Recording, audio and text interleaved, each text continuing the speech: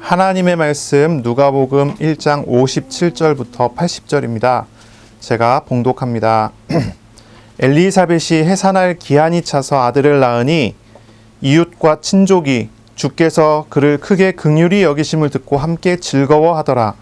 8일이 되매 아이를 할례하러 와서 그 아버지의 이름을 따라 사가랴라 하고자 하더니 그 어머니가 대답하여 이르되 아니라 요한이라 할 것이라 하매 그들이 이르되 내 친족 중에 이 이름으로 이름한 이가 없다 하고 그의 아버지께 몸짓하여 무엇으로 이 이름을 지으려 하는가 물으니 그가 서판을 달라 하여 그 이름을 요한이라 쓰매 다 놀랍게 여기더라. 이에 그 이름 입이 곧 열리고 혀가 풀리며 말을 하여 하나님을 찬송하니 그 근처에 사는 자가 다 두려워하고 이 모든 말이 온 유대 산골에 두루 퍼짐에 듣는 사람이 다 이 말을 마음에 두며 이르되 이 아이가 장차 어찌 될까 하니 이는 주의 손이 그와 함께 하심이러라.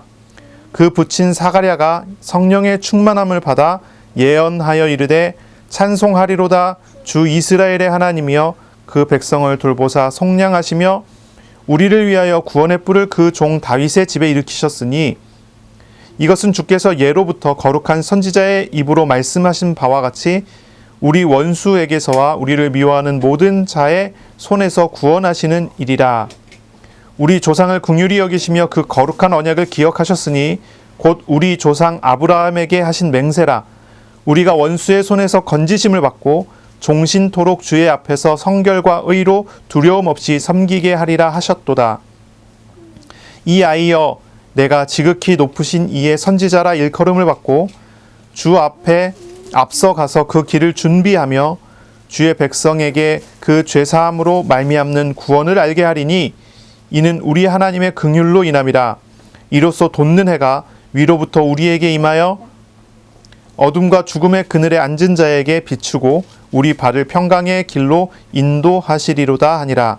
아이가 자라며 심령이 강하여지며 이스라엘에게 나타나는 날까지 빈 들에 있으니라. 아멘. 오늘 말씀은 누가복음 1장 57절부터 80절입니다. 사가랴의 예언과 세례 요한이라는 제목으로 우리가 함께 말씀을 나누겠습니다.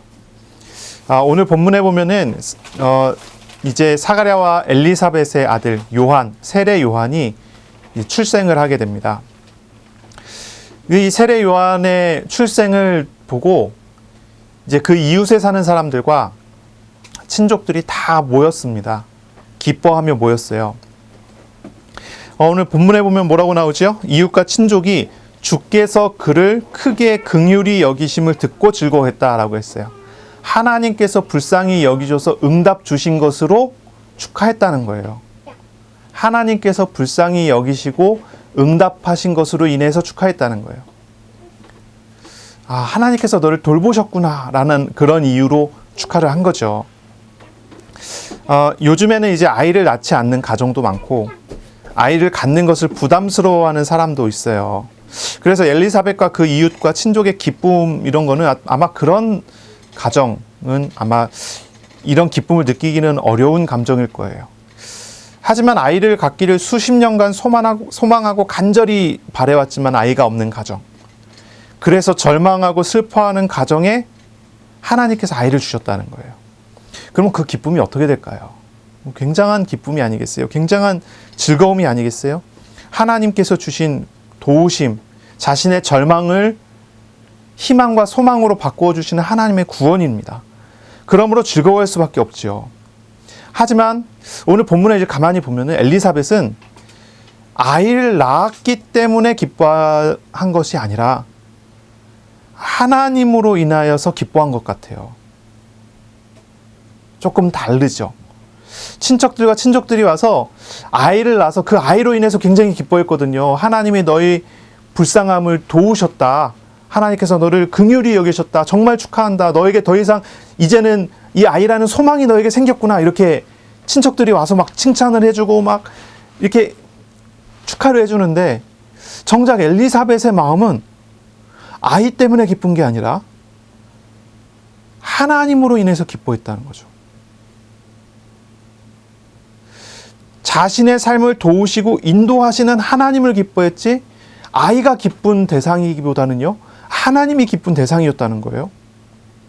오늘 이제 이름 짓는 장면에 보면요, 바로 이런 부분이 나오거든요.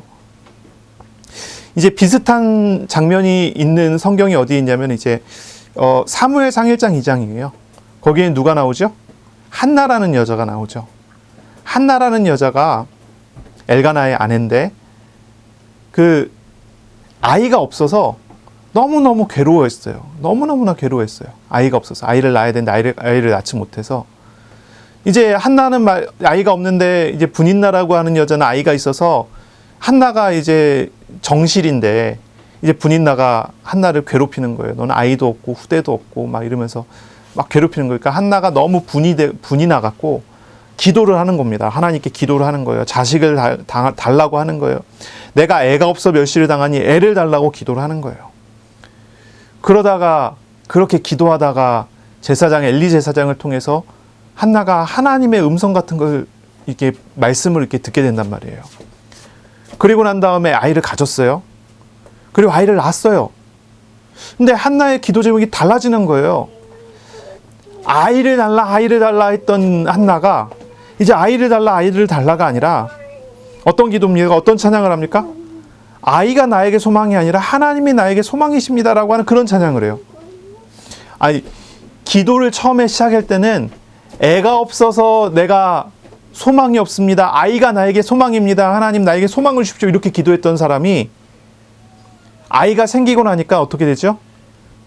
그 아이는 하나님께 바쳐지고 하나님만이 나에게 소망입니다. 이렇게 바뀌는 거예요. 아이가 나에게 소망이 아니에요. 하나님이 나에게 소망입니다.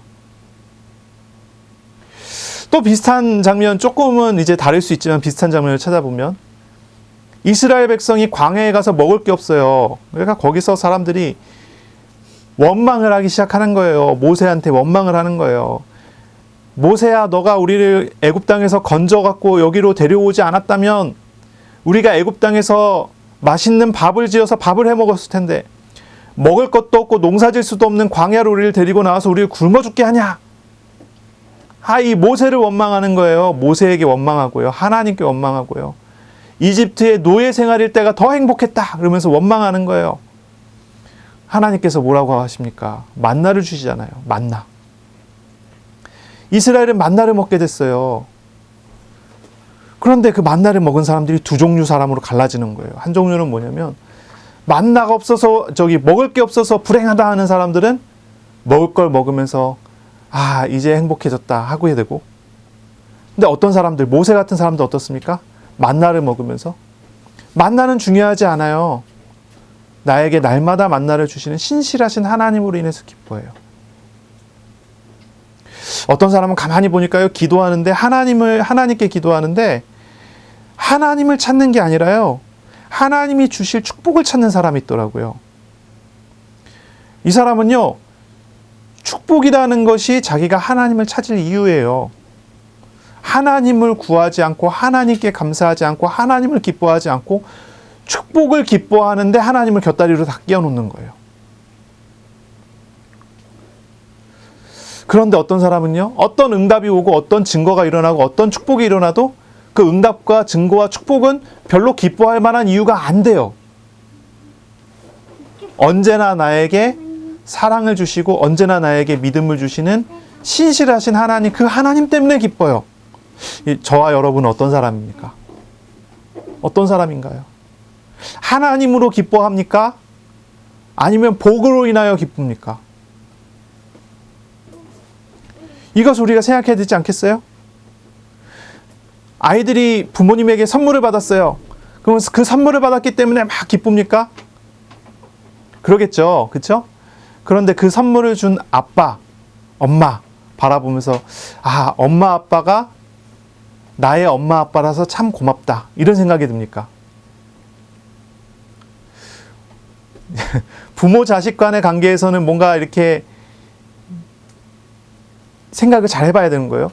그러니까 결국은 뭐냐면은 인격적인 관계가 형성이 되느냐, 아니면 인격적이지 않은 비인격적인 관계가 형성이 되느냐는 말이죠.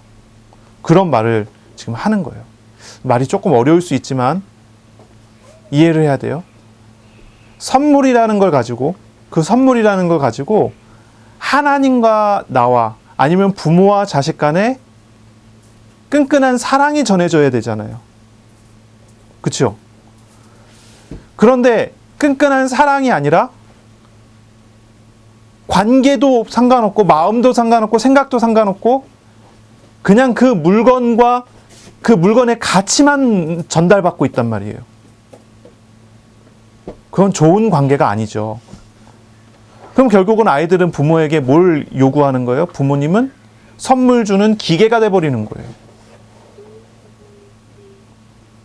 우리가 하나님과의 관계를 어떻게 하느냐, 이게 굉장히 중요하겠죠.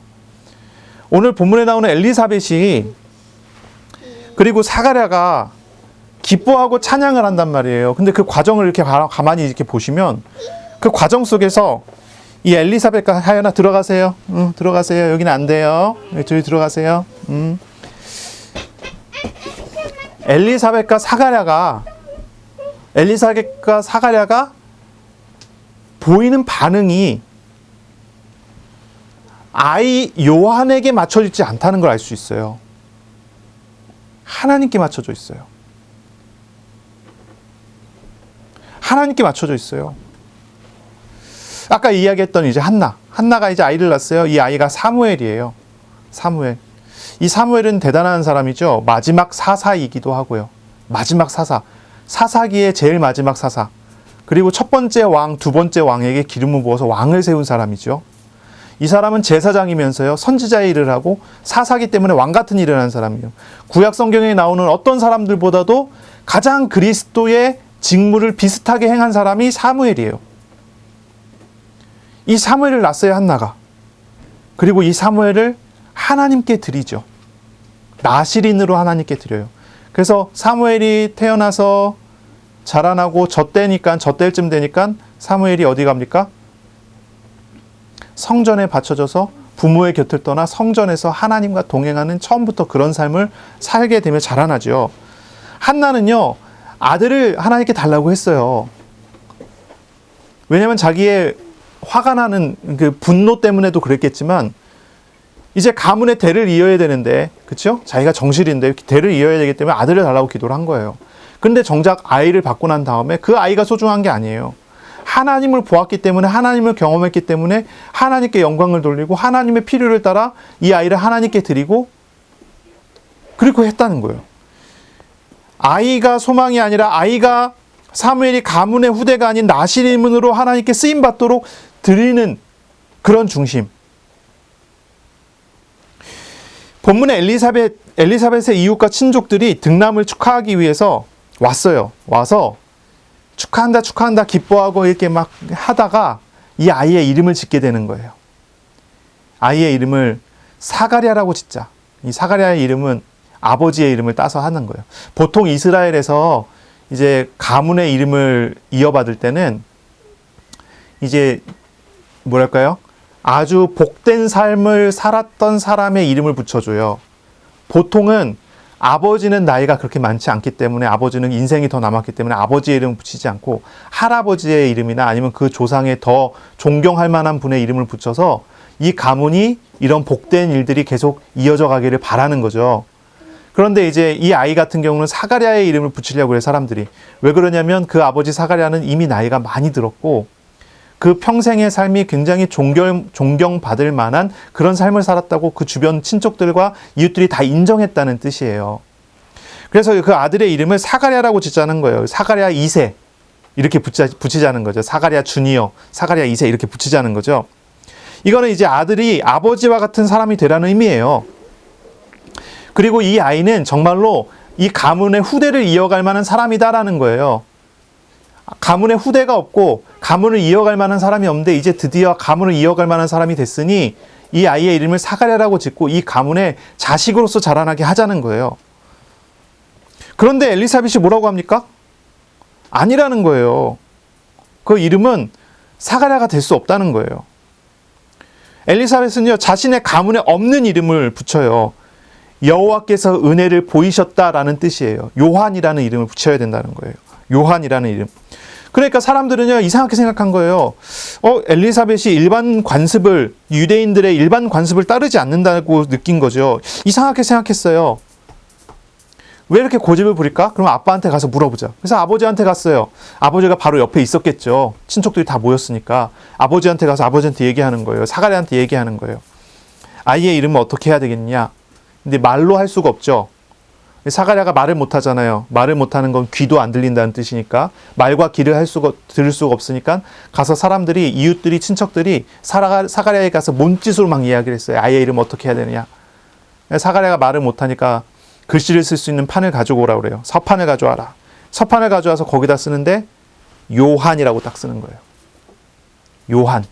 그랬더니 사람들이 깜짝 놀랐어요. 깜짝 놀랐어요. 아주 놀랍게 여겼어요. 왜 놀랍게 여겼을까요? 듣지도 못했는데 똑같은 이름을 붙였기 때문에 놀랐을까요? 그것보다는 어렵게 낳은 아들을 자신의 가문의 후계로서의 이름이 아니라 다른 이름을 붙여주는 것을 가지고 놀란 거예요. 이 아이는 나실인이 될 거라는 거예요. 이제 자신의 가문을 이을 사람이 아니에요. 나실인이 될 거예요. 술과 독주, 포도주를 마시지 않게 하고 이 아이는 나실인으로서 하나님께 바쳐진 아이로서 자라나게 할 거예요. 아니, 나이 많이 들어갔고 이 아이가 오직 자신의 가문의 자신들의 소망이 돼야 되잖아요. 그런데 그 아이를 자신의 가문의 소망으로 두지 않는 거예요.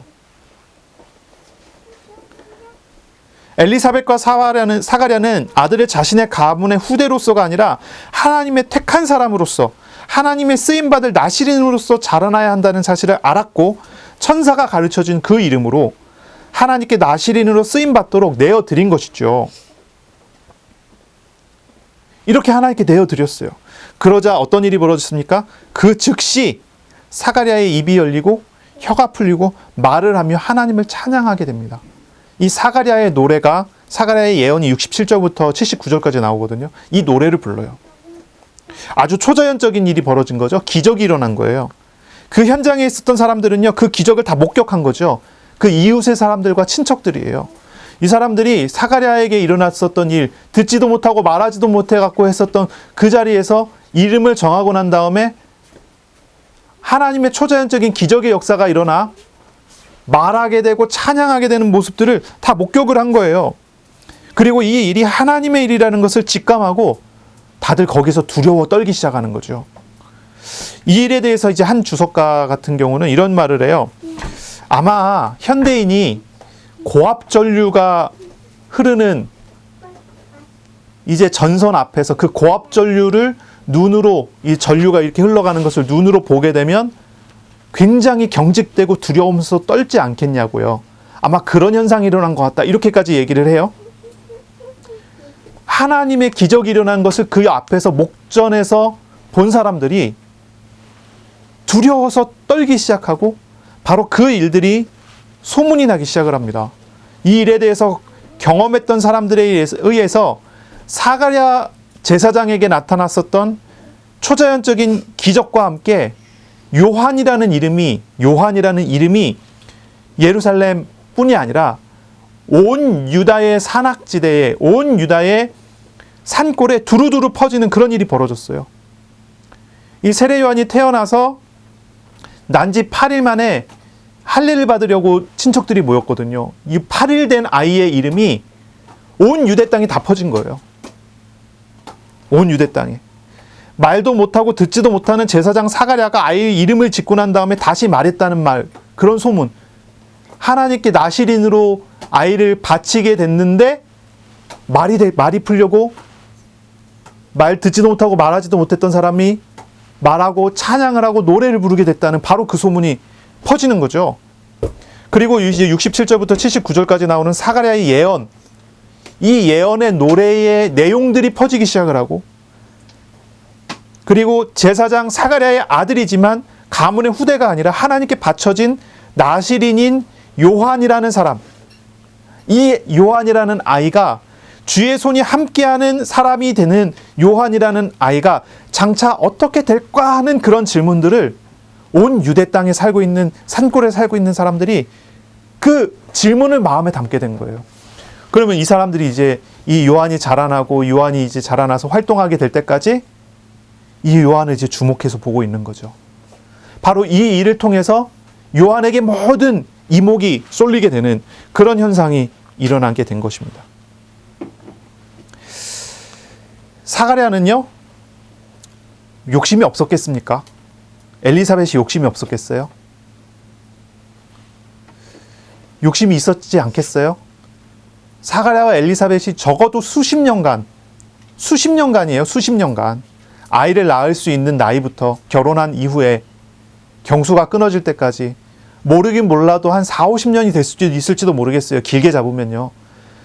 그런 정도의 기간이에요. 그런 정도의 기간을 가문의 후대를 잇는 아이를 갖기 위해서 얼마나 고민하고 기도하고 노력을 했겠어요. 그런데 그 아이를 그렇게 오랜 기간 자기 마음에 담고 있었던 그 후대라는 그 아이를 하나님께 드려버려요. 아이를 달라고 기도했었을 텐데 이 사람들이요, 더 이상 아이가 아니에요. 나를 위로하는 건 아이가 아니에요.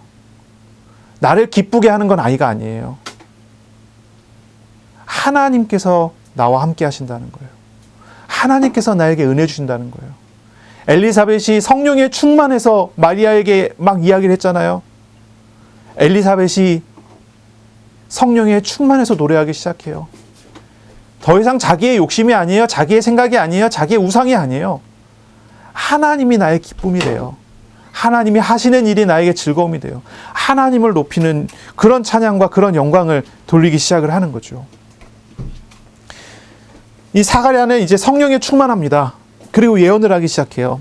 67절에 나오죠. 67절에 그 붙인 사가랴가 성령의 충만함을 받아 예언하여 이르되, 성령 충만해서 예언하는 거예요. 여러분, 성령 충만이 뭡니까?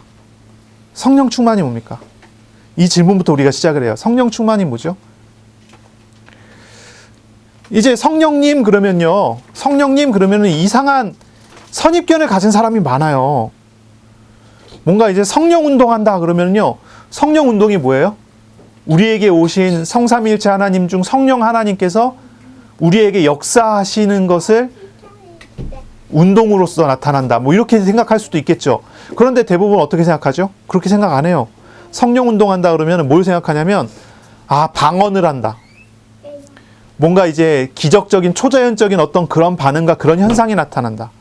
방언을 하고 통역을 하고 예언을 하고 병 고치는 기적과 귀신 쫓아내는 기적과 뭐 이런 거를 생각하는 거예요. 이런 거를 가지고 성령 운동이라고 생각한단 말이에요. 근데 그런 게 진짜 성령 운동입니까? 그건 오해된 거죠. 그게 진짜 성령 운동이 아니에요. 방언이나 신유나 축사 같은 능력은 그건 능력이에요. 성령 하나님께서 일하시면 나타나는 여러 가지 능력 중에 하나일 수는 있어요. 근데 그 자체가 성령이 아니에요. 성령님은요, 능력이 아니에요. 성령님은 어떤 파워가 아니에요. 어떤 힘이 아니에요. 그래서 성령님이 무슨 도깨비 방망이처럼 공식을 딱 들이대갖고 금나와라 뚝딱 하면 하나님께서 방언 터지게 하고 예언 터지게 하고 하는 그런 능력이 아니란 말이에요. 비인격적인 거예요. 처음부터 얘기했죠. 엘리사벳과 사가랴가 하나님을 인격적으로 만났어요. 비인격적으로 만나지 않았어요. 하나님께서 아들 주셨다. 그러니까 아들 때문에 기뻐하는 게 아니에요. 인격적으로 하나님 만났어요. 하나님의 사랑으로 기뻐해요. 하나님이 나를 돌보셨기 때문에 기뻐해요. 계속 반복해서 나오는 말이 있죠. 계속 반복해서 나오는 말. 마리아를 통해서도 계속 반복해서 나오고, 이 엘리사벳과 사가랴를 통해서 계속 반복해서 나와요. 찬양 중에도 이게 계속 반복해서 이 단어가 나와요. 하나님께서 나를 긍휼히 여기셨다. 놀라운 기적을 체험했어요. 놀라운 능력을 체험했어요. 놀라운 기도의 응답을 체험했어요. 그리고 그 기도의 응답을 체험하고 그 응답을 딱 붙잡고 이것이 나의 기쁨입니다 하지 않는단 말이에요. 이것을 나에게 주시는 하나님은 긍휼하시구나. 그것 때문에 기쁜 거예요. 하나님을 만났으니까요. 하나님을 경험했으니까요. 나에게 준 기도의 응답은 있다가 없어지는 거예요. 우리가 세상 떠날 때 들고 갈 수 있는 게 아니잖아요. 그러나 이런 응답을 나에게 주시고 언제나 주시며 그 긍휼의 마음으로 나와 늘 동행하시고 나에게 필요를 채우시고 나를 도와주시는 나의 하나님, 긍휼의 하나님, 이 하나님 때문에 기쁜 거예요. 이 하나님 때문에 즐거운 거예요.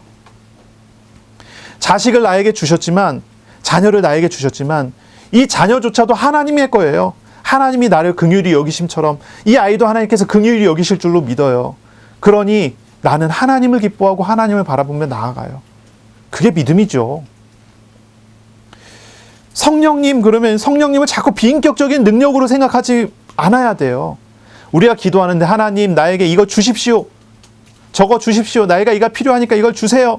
내가 이런 어려움을 당하니까 이 문제를 해결해 주세요. 하나님 어떤 하나님을 능력으로 생각하는 것 같아요. 이런 식의 기도는 조금 곤란해요. 바른 기도는 아니에요.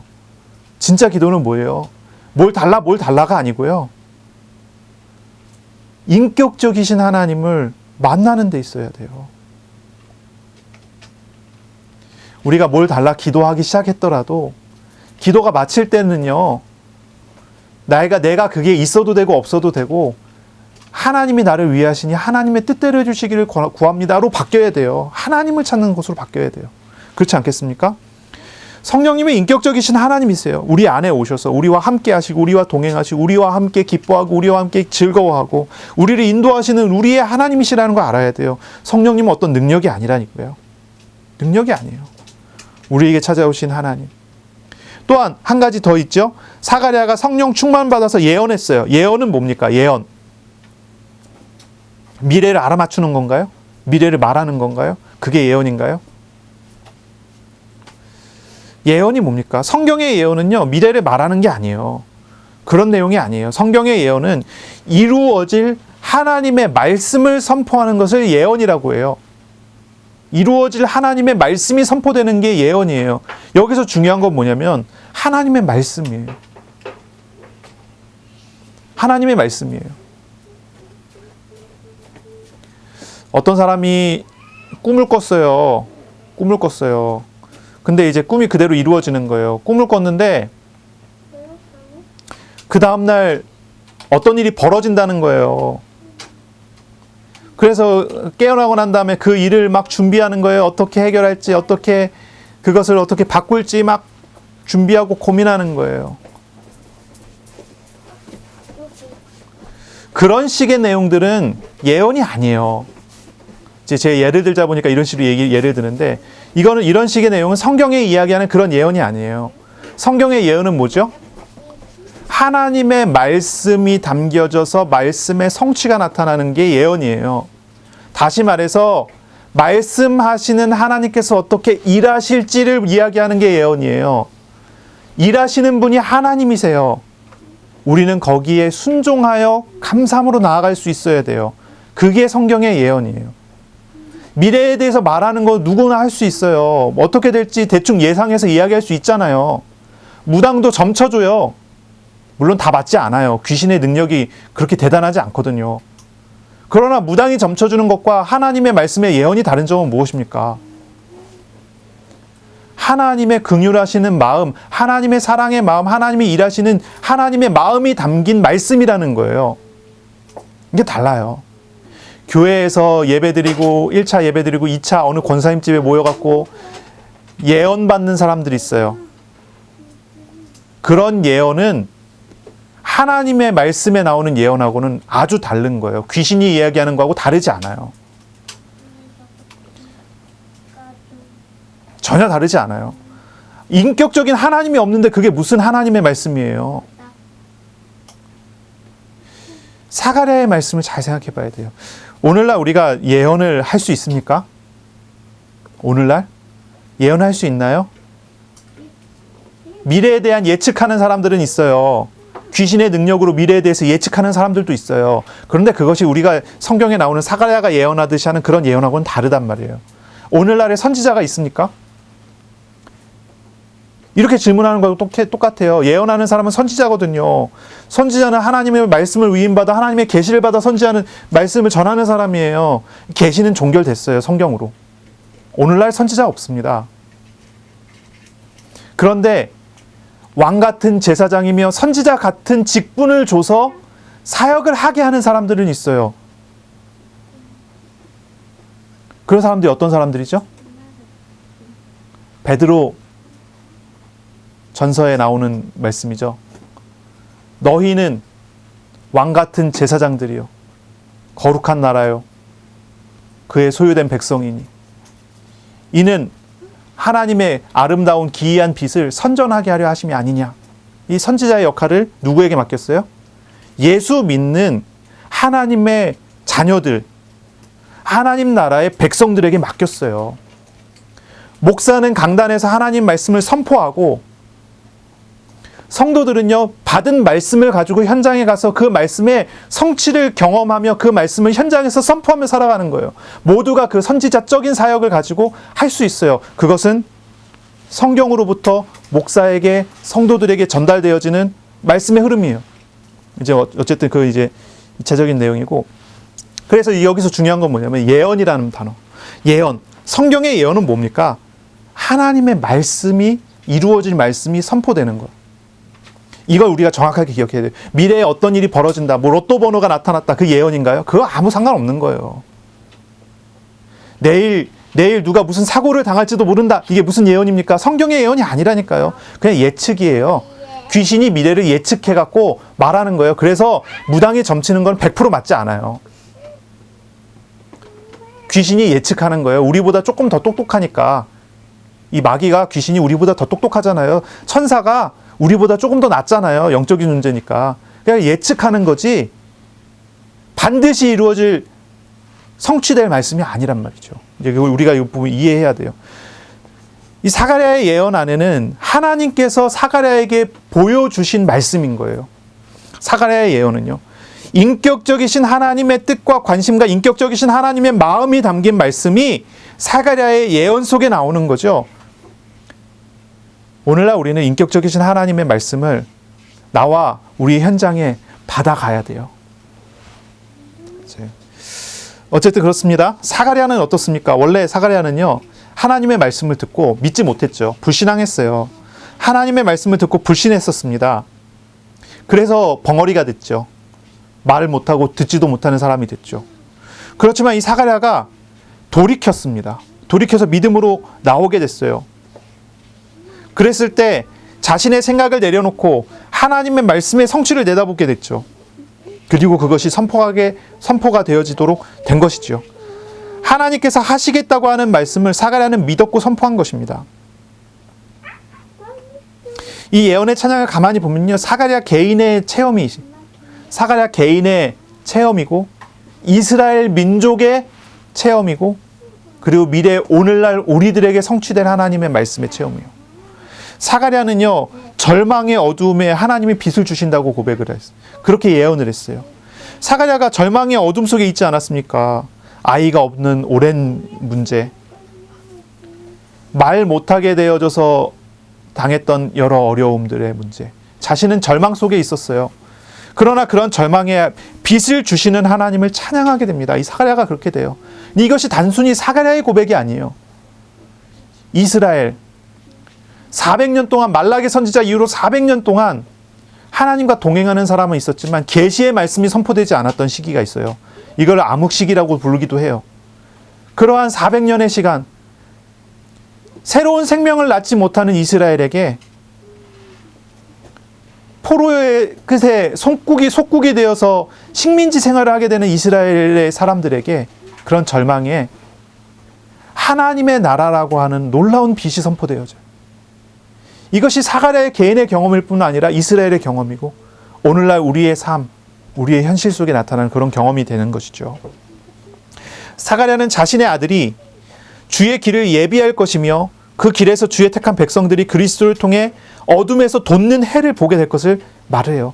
깜깜한 어둠, 죽음 같은 그런 어두움에 아침에 돋는 해처럼 그리스도께서 비추시는 빛이 나타나게 될 거라는 거예요. 자기가 그 빛을 만났고 이스라엘이 만나게 될 것이고, 이제 우리가 만난 것이죠. 그 예언의 내용은요, 67절부터 79절입니다.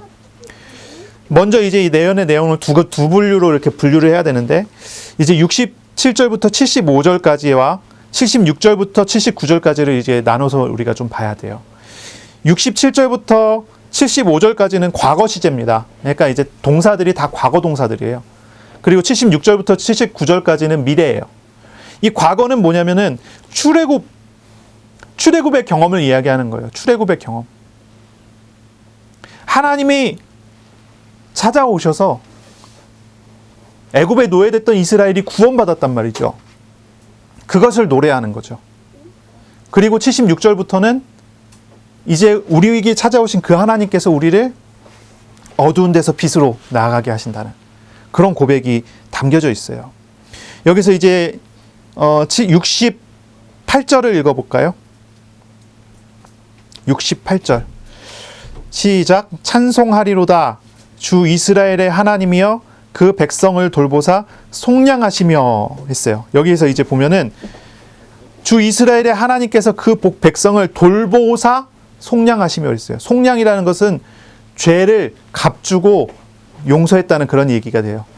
그 백성을 돌보사라고 하는 돌보사라는 단어가 중요한데, 돌보사라는 단어, 돌보셨다는 단어는 에피스캡테스 다이라는 단어래요. 막 되게 어렵죠. 긴 단어예요. 이 단어는 방문하셨다는 의미예요. 방문하셨다. 하나님께서 이스라엘을 방문하셔서 그들의 죄를 용서해 주셨다라는 거예요. 이 돌보다라는 단어가 그 뒤에도 똑같이 나오거든요. 돌보다라는 단어가 그 뒤에도 똑같이 나오는데, 이제 돌보다, 이제 방문하시다. 78절에 보면 이런 구절이 있어요. 이는 우리 하나님의 긍휼로 인함이라 이로써 돋는 해가 위로부터 우리에게 임하여 방문하셨다. 이죠. 방문하셨다. 하나님께서 우리에게 방문해 주셨어요. 왜 기적이 일어납니까? 왜 변화가 됩니까? 왜 구원이 되고 왜 치유가 됩니까?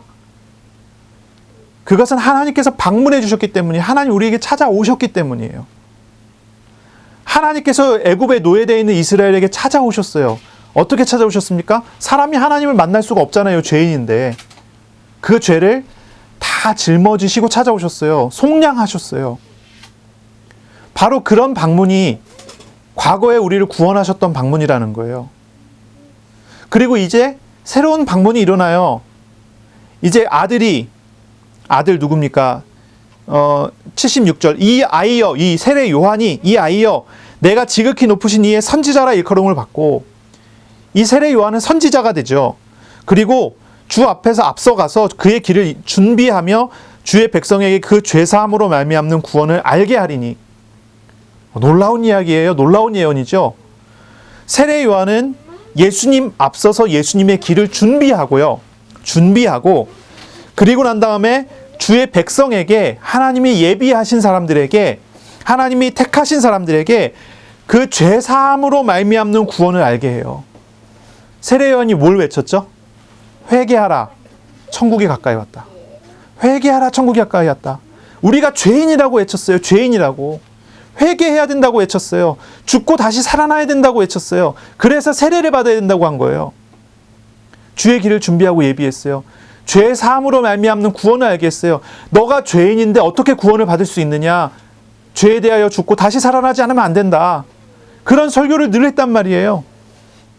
그리고 예수님께서 오셨을 때 예수님께서 사역을 하셔서 십자가에서 우리의 죄를 대속하시고 구원하시는 일을 하실 때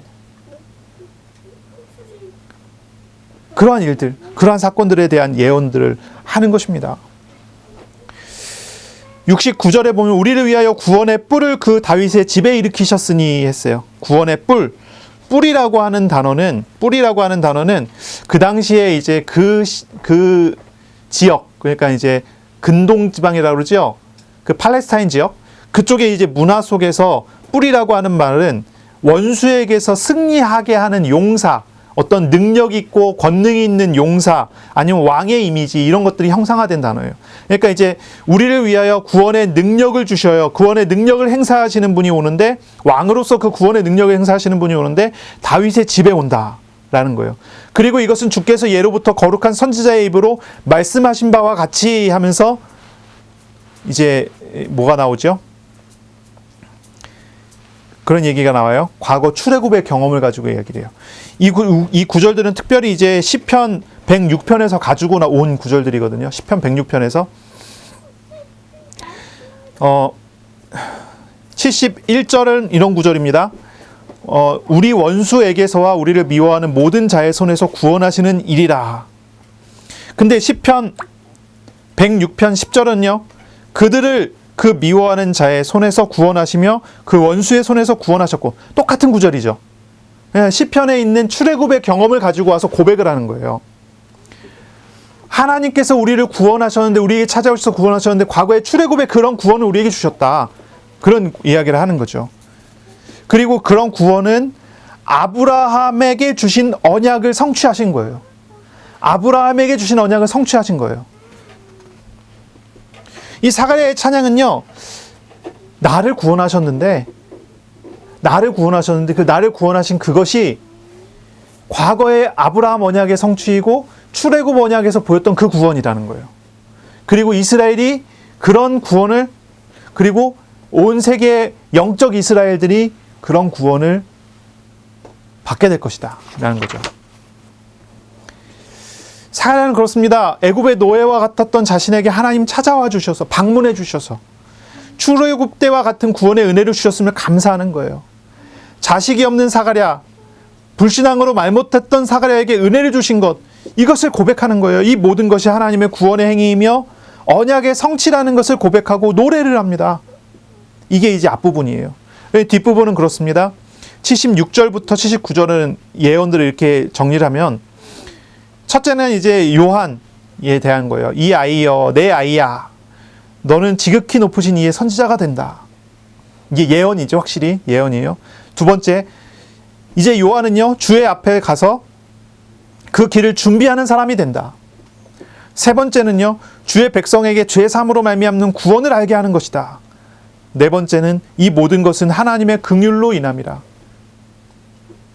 다섯 번째는 돋는 해가 위로부터 우리에게 임하여, 돋는 해가 위로부터 우리에게 방문해요. 하나님께서, 인격적이신 하나님, 우리를 찾아오시죠.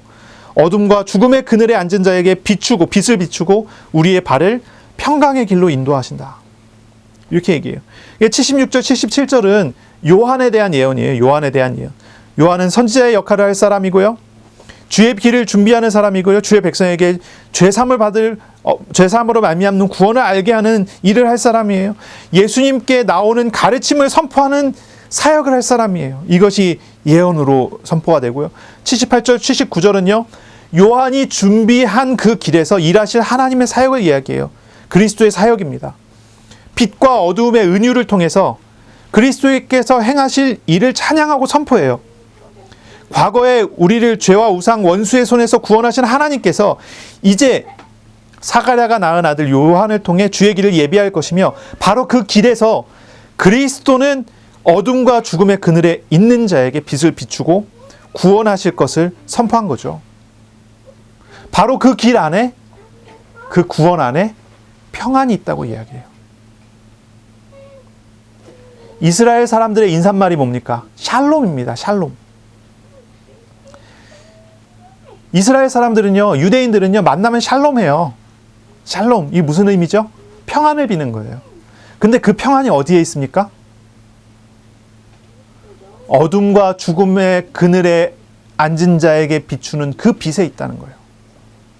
늘 평안을 구하지만, 평안을 빌지만 참된 평안은 그리스도 안에 있다는 사실을 예언으로 선포합니다. 참된 평안이 정말로 어디에 있습니까? 여러분, 평안하십니까? 우리 어린이들 평안합니까? 불안합니까? 우리 하윤이는 불안한가 봐요. 잠깐 외출하면 10분마다 한 번씩 전화해갖고 아빠 어디야, 엄마 어디야 물어보잖아. 우리 어린아이들은 언제 평안합니까? 보호자가 옆에 있으면 평안하죠. 근데 언제 불안하죠? 보호자가 옆에 없으면 불안하죠. 근데 우리 하윤이 나이쯤 되면 보호자가 없어도 괜찮아야 되는데, 아직 아기가 아닌데, 어린인데. 어쨌든 그래요. 이 세상 속에 살아가는 사람은 언제 평안합니까? 이 광야와 같은 세상 속에 살아가는 사람들은 언제 평안할 수 있습니까? 구름기둥, 불기둥으로 함께 하시는 하나님, 만나와 생수로 우리에게 먹을 것을 주시는 하나님과 함께 할 때 평안하지 않겠어요? 근데 광야 같은 세상에 하나님이 함께 하지 않는다고 생각해 보세요. 불안하지요. 먹을 것 걱정, 마실 것 걱정, 잘 것 걱정. 밤에 하나님 불기둥을 띄워야 잠을 잘 수 있는데, 불기둥 안 띄우면 추워서 어떻게 자요? 하나님 구름 기둥을 띄워놔야 낮에 사람들이 그늘에서 그 하나님의 날개 그늘 안에서 살아가는데 그게 없으면은 뜨거운 태양 아래에서 어떻게 살겠어요? 우리의 평안이 어디에 있습니까? 죽음과 어둠의 그늘 속에 있는 그 사람들에게 평안이 어디에 있습니까? 우리 하나님께 있는 것이죠. 우리에게 있어야 참된 평안은 어디에서 찾아야 합니까? 우리를 방문해 주시고 우리에게 찾아오셔서 우리에게 인격적으로 오신 하나님, 예수 그리스도께 우리의 평안이 있는 거예요. 절망 속에 있는 사람들은요, 우리에게 오시는 하나님을 만나야 돼요. 그분을 만나고 그분을 알아가고 그분과 함께 해야 돼요.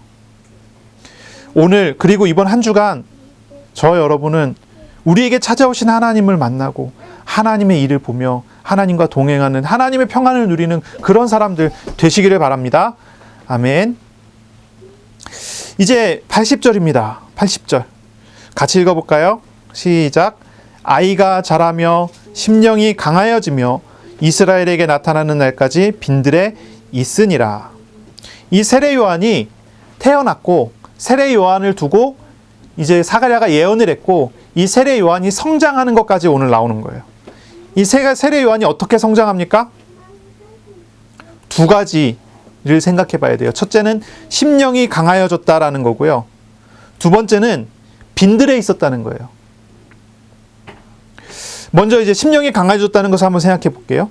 세례 요한은 성령의 충만함을 받았던 사람이죠. 성령의 충만한 은혜 속에서 자라났어요. 어떻게 자라나냐면 심령이 강하여지는 것으로 자라났어요. 마음과 생각이 강해졌어요. 마음과 생각의 힘, 이 힘이 자라났어요. 우리 어린이들 매일 기도하죠. 어떻게 기도하죠? 내 마음과 생각을 지켜주세요. 기도하죠. 아빠가 우리 아이들을 위해서 기도할 때 어떻게 기도하죠? 생각하는 힘도 자라나게 해주세요. 그렇게 기도하죠. 그렇죠? 맨날 기도하죠. 똑같은 기도 맨날 하죠. 이게 중요하거든요. 심령이 강해진다. 마음과 생각이 강해진다는 말인데요. 마음과 정신이 강해진다는 말인데 이게 어떤 의미인가를 우리가 생각해 봐야 돼요. 요즘의 대부분의 교육은 마음과 생각을 자기 자신을 강화시키는 것으로 나아가요. 이 말이 좀 어려울 수 있어요. 자신을 높이는 쪽으로 가요. 자신을 높이는 쪽으로. 강인한 정신력을 갖도록, 강인한 마음을 가질 수 있도록, 쉽게 흔들리지 않도록 어떻게 가르칩니까? 이렇게 가르칩니다. 너는 괜찮은 사람이니까 너는 너 자신을 좀 믿어. 이렇게 가르칩니다. 너의 생각이 옳을 수 있어. 너의 생각이 옳을 거야. 너는 스스로 옳다고 생각하고 그것을 굳게 다지면서 살아가. 이렇게 가르칩니다. 그렇죠? 요즘 교육의 대부분이 그래요. 자기 자신을 높이는 쪽이에요. 근데 그런 교육이 정말로 심령을 강하게 하는지는 의문이에요. 세례 요한이 심령이 강해졌다는 얘기는 자기 자신을 높이고 자기 자신을 믿을 수 있게 됐다는 말이 아니거든요. 그런 의미가 아니에요. 철학을 예전에 제가 이제 공부를 해보니까 인간 이성의 시대를 열었던 합리주의 철학자가 있어요. 그 사람은 데카르트라는 사람이에요. 데카르트. 이 사람은 이제 회의의 방법을 사용합니다. 뭐가 진리이고 뭐가 진리가 아닌지 모르겠다. 그래서 진리를 찾기를 시작을 했습니다. 이것도 진리가 아닐 수 있어. 저것도 진리가 아닐 수 있어. 하나 회의하는 방법. 회의. 틀리다고 생각하는 거예요. 이것도 틀리고 저것도 틀리고 계속 회의의 방법을 통해서 이것도 아니고 저것도 아니다라고 하는 그런 과정을 통해서 찾아갔어요. 그랬더니 제일 마지막에 딱 하나가 남았다고 그래요. 데카르트의 말이에요. 나는 생각한다. 그러므로 나는 존재한다. 이거 하나만큼은 바꿀 수가 없다. 이거 하나만큼은 부정할 수가 없다. 이 데카르트가 인간의 이성만이 가능성이 있는 것이고 다른 것은 불가능한 것이다 라고 생각을 했어요. 그래서 이 데카르트로부터 시작해서 현대의 모든 인간의 이성을 중시하는 철학의 내용들이 나오게 되는 거예요. 그걸 중요한 명제로 삼은 거죠. 나는 생각한다. 그러므로 나는 존재한다. 이것이 진리라고 한 거예요. 데카르트는 모든 것의 시작을 자신의 이성에 뒀어요. 현대인들이 자신의 생각, 자신의 이성, 자신의 합리적인 판단을 절대화하는 데는 데카르트의 영향력이 절대적이에요. 근데 이것이 정말로 맞나요? 우리 어린이들과 어른들과 많은 사람들이 실제로 그래요. 심령이 강해진다라고 하면 자기 이성을 믿고 나를 믿고 무엇인가를 할 수 있는 것을 심령이 강해진다고 생각한다니까요. 이게 데카르트의 영향이에요. 물론 데카르트가 아니라도 다들 대부분 그런 생각을 했죠. 이 사람이 방아쇠를 당긴 것뿐이에요. 다들 준비되고 있었는데 이게 과연 맞는 말이에요? 그렇지 않아요. 그렇지 않습니다. 데카르트하고 완전히 동시대 사람이에요. 데카르트하고 완전히 동시대 사람으로서 데카르트하고 똑같은 생각을 시작한 사람이 있어요. 블레이즈 파스칼이라는 사람이에요. 여러분 파스칼 들어봤죠? 데카르트도 수학, 과학, 철학에 굉장한 영향을 미쳤지만 파스칼도 마찬가지예요. 파스칼도 수학, 과학, 철학에 굉장한 영향을 미쳤는데 파스칼은 데카르트의 정반대 얘기를 했거든요. 파스칼은요, 똑같이 데카르트처럼 회의의 방법을 적용했어요. 이것도 아니다, 저것도 아니다, 그것도 아니다. 끝까지 갔더니 결국 뭐가 남았냐면 인간의 이성이 남았는데 그 인간의 이성에 대해서 뭐라고 얘기했냐면 이건 불가능하다 얘기했어요. 그 파스칼의 팡세를 읽어보면 그런 내용이 나와요. 이건 불가능하다. 데카르트하고 똑같이 도전했는데 데카르트는 인간의 이성은 가능하다 그랬는데 파스칼은 인간의 이성은 불가능하다 얘기를 했어요. 그래서 이제 그 팡세의 내용을 보면 이런 말을 해요. 제가 읽어드릴게요. 이해를 못해도 괜찮으니까 한번 들어보세요. 인간 이성의 마지막 절차는 인간의 이성을 넘어서는 무한한 사물들이 존재하는 것을 인정하는 것이다. 이성이 이를 인식할 정도로 멀리 보지 못한다면 이는 매우 연약한 이성이다. 하지만 자연적인 것들이 이성을 넘어선다면 초자연적인 것에 대해서는 무엇이라고 말할 수 있는가? 무슨 말인지 모르겠죠? 어렵죠? 뭐라고 이렇게 얘기한 거예요. 인간 이성이 있는데 그 이성이 절대적일 수 없는 이유는 이 인간 이성을 넘어서는 게 존재하기 때문이라는 거예요. 이 이성을 넘어서는 무한한 사물이 존재한다는 거예요. 인간 이성은 정말로 연약하더라. 내가 봤더니 연약하더라. 인간 이성은 모든 것을 파악할 수 없더라. 그렇게 얘기를 해요. 사람들이 얘기하죠. 너 자신을 믿어. 얘기하죠. 파스칼은요. 결코 자기 자신을 믿을 수가 없는 존재라는 거예요. 그리고 또 이런 얘기를 했어요. 파스칼이 나의 사유, 나의 생각을 기록할 때는 나의 사유, 나의 생각은 때때로 나를 피해 도망간다.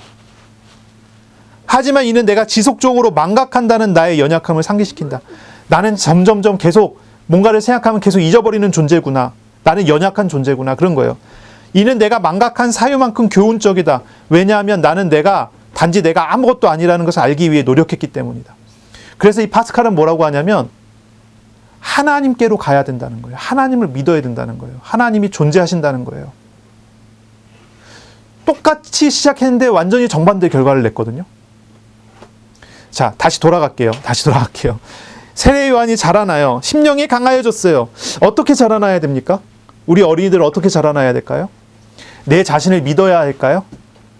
나를 확신할 수 있도록 가르쳐야 될까요? 그것이 마음과 정신이 자라나는 걸까요? 그렇지 않다는 거죠. 우리 어린이들은요, 자라나면서요, 나에게 오셔서 나와 함께 하시고 나를 도우시는 하나님을 확신할 수 있어야 돼요. 그것이 우리가 확실히 자라나는 거예요. 확실히 세워지는 거예요. 사가랴와 엘리사벳은요, 요한이 자신을 내려놓고 하나님을 의지하는 마음을 배우게 했습니다. 자신을 내려놓고 하나님을 의지하는 생각을 배우게 했어요. 그것으로 자라나야 돼요. 나는 연약해서요, 내 마음이 무너지면 나는 죽게 되는 거예요. 내 자신이 무너지면 죽게 되는 거예요. 과거에 우리나라가 후진국이었던 시절이 있어요. 그때 자살하는 사람 숫자가 많지 않았어요. 물론 자살하는 사람이 있었지만. 근데 오늘날 우리나라는 선진국이 됐어요. 굶어서 죽는 사람이 별로 없어요. 과거에는 굶어서 죽는 사람도 있었는데, 영양실조 걸려갖고 병원에 실려가고 그런 사람도 있었는데, 오늘날 우리는요, 그렇게 어렵지 않아요. 과거에 한국에는 배우지 못한 사람이 많았어요. 오늘날은요, 배우지 않은 사람이 많지 않아요. 거의 대부분 대학을 다 다녀요. 근데 많이 자살해요. 왜 그렇습니까?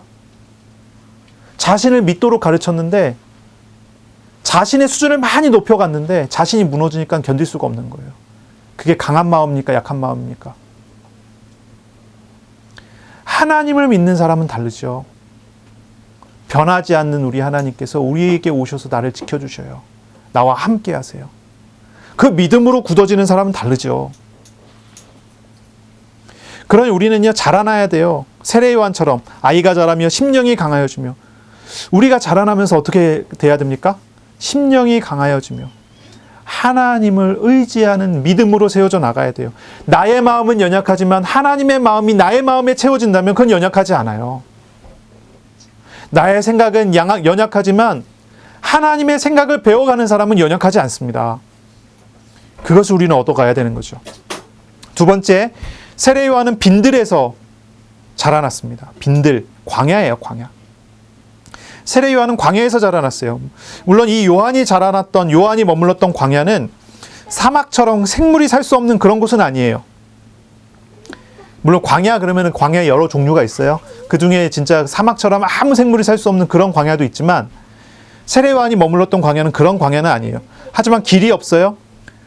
세상과 대비돼서 막막한 현장이에요. 그 광야는요, 사람이 사는 곳이 아니에요. 들짐승이 사는 곳이에요. 들나귀들, 시랑, 이리, 독수리, 타조 같은 짐승이 사는 곳이에요. 세례 요한은 어려서부터 자라나면서 그 광야에 가서 자라났어요. 이 세례 요한은 낙타 털옷을 입었습니다. 그리고 그곳에서 메뚜기를 먹고 석청을 먹었어요. 그러면서 그곳에서 자라났어요. 왜 그랬습니까? 이 세례 요한이 자라났던 그 광야는 출애굽의 이스라엘이 40년 동안 머물렀던 곳을 생각하게 해요. 이스라엘이 40년 동안 출애굽을 하고 난 다음에 40년 동안 광야에 살면서 이스라엘이 하나님과 동행하고 하나님을 믿게 되고 하나님을 의지하는 방법을 배워가잖아요. 우상 섬기던 체질을 버리고 하나님을 믿는 체질로 바꿔가잖아요. 그렇죠? 이스라엘은 광야에서 하나님과 동행하고 하나님이 주시는 만나를 먹고 하나님께서 주시는 돌에서 나오는 생수를 먹으면서 살았어요. 출애굽의 이스라엘은 광야에서 자기를 부인하는 방법을 배웠고 하나님을 의지하는 신앙을 배웠어요. 마찬가지죠. 세례 요한은 광야에서 자기를 부인하는 방법을 배운 거예요. 하나님을 의지하는 방법, 하나님을 바라보는 방식을 배운 거죠. 메뚜기를 먹고 살았다는 게 뭐예요? 광야에서 매일매일 먹을 것을 하나님의 공급하시는 은혜에 의지했다는 말이겠죠. 세례 요한은 자신의 부족함을 알고 그것을 도우시는 하나님을 알아가는 방식의 교육을 한 거예요. 교육을 받은 거예요. 저와 여러분, 우리들은요, 우리의 아이들에게 이런 교육을 해야 돼요. 광야 교육해야 돼요. 광야 교육. 그렇다고 해서 아이들을 먹을 것도 주지 말고 밖에 내쫓으라 이런 얘기가 아니죠. 그런 얘기가 아니에요. 세례 요한이 광야로 나와서 자라날 때는 이미 이 세례 요한이 어느 정도 자라나서 독립 가능한 나이가 됐을 때 나갔을 겁니다. 그랬겠죠. 이 사무엘이 젖될 때에 나갔다고 하는 것처럼 이 세례 요한도 그랬을 거예요. 사냥이 가능하고 생활이 가능한 때 됐을 때. 어쨌든 그건 그래요. 우리가 광야 교육을 해야 돼요. 광야 교육. 우리는 우리 아이들에게 자신의 연약함 그러나 하나님의 놀라운 은혜를 의지하는 방식을 배울 수 있도록 도와줘야 돼요. 그럼 그런 방식이 무엇일까요? 좋은 교육 환경? 나쁜 교육 환경? 그건 다 핑계예요. 좋은 교육 환경이라고 해서 하나님 알 수 있습니까? 나쁜 교육 환경이라고 하나님 모릅니까? 다 핑계예요. 우리는 우리에게 최선을 다해서 우리 아이들을 가르쳐야 하지만 그러나 그것이 우상이 돼서는 안 돼요. 하나님을 바라보며 인도받을 수 있어야 되겠죠. 우리는 우리의 부족함이나 연약함, 돈이나 인맥이나 능력의 부족함을 괴로워할 것이 아닙니다.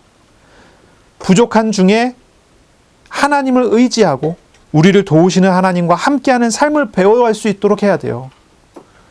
우리 아이들뿐만 아니라 우리가 그렇죠. 우리가 연약하지만 그 연약함으로 우리가 절망할 게 아니에요. 이 연약함 속에 함께 하시고 나를 긍휼히 여기시는 하나님을 경험해 나가야 되죠. 우리 아이들만이 광야 교육을 받아야 되는 게 아니죠. 어른들도 노인도 마찬가지입니다. 하나님의 나라에 가기까지 우리는 우리 자신을 내려놓고 주님을 의지하는 삶을 배워가고 주님과 함께하는 은혜를 누려 가야 할 것입니다. 정리를 할게요. 하나님께 쓰임받도록 나시린으로 드려진 세례 요한을 보세요. 우리가 그와 같이 광야에서 살고 술 먹지 않고 메뚜기 같은 걸 먹으면서 구별된 사람으로 살아가야 된다는 말은 아니에요. 세례요한은 주의 길을 준비하는 사람이었고 우리는 그리스도를 영접하여 믿음으로 이미 구별된 사람이 된 것이죠. 그게 좀 달라요. 이 상황이 다르니까 꼭 그걸 따라간다는 얘기가 아니고, 하지만 거기서 이제 배웠었던 어떤 중심적인 것들, 핵심적인 것들을 우리가 알아야 된다는 거죠. 우리는 그리스도를 영접하여 믿음으로써 이미 구별된 사람이 됐기 때문에 구별됨의 의미를 알고 바르게 살아가야 합니다. 구별됨이란 무엇입니까? 구별된다는 게 무엇입니까? 죄와 우상, 그리고 그것에 얽매인 마음을 내려놓는 것입니다. 그리고 주님을 의지하는 삶을 살아가게 되는 것입니다. 그것이 우리가 구별됨의 의미를 알고 그것을 따라가는 그런 것이죠. 사가랴가 받았던 성령 충만을 보세요. 그리고 배우세요. 말씀을 묵상하시기 바랍니다. 성령 충만을 받으시기 바랍니다. 성령의 충만함은 우리의 마음과 생각이 주님의 마음과 생각으로 채워지는 것을 의미합니다. 내 안에 주님이 가득해지는 거예요. 성령 충만한 사람은 말씀하시는 하나님이 주시는 인도하심을 받고 하나님의 평안을 누리는 사람이 됩니다. 우리의 어두운 마음에 빛 대신 주님의 말씀이, 주님의 은혜가 가득하여 주기를 예수님의 이름으로 축원합니다. 아멘. 기도합니다. 하나님 아버지 감사합니다. 오늘 우리에게 말씀하시고 우리를 인도하시니 감사합니다. 말씀하신 대로 우리를 인도하실 것에 믿음으로 감사합니다. 우리에게 성령의 충만한 은혜를 채워 주옵소서. 긍휼하신 주님과 동행함으로 주님을 더욱 알아가고 주님의 영광을 누리는 삶 되도록 은혜 내려 주옵소서. 우리의 마음과 생각 다 내려놓고 주님의 마음과 생각으로 충만히 채워져 가는 믿음의 사람 다 되게 하여 주옵소서. 이번 한 주간 온전히 인도하시는 주님께 영광 돌리고 감사하며 예수님 이름으로 기도합니다. 아멘. 우리 구주 예수 그리스도의 은혜와 하나님의 사랑하심과 성령의 교통하심이 이제로 영원까지 항상 함께 있을지어다. 아멘.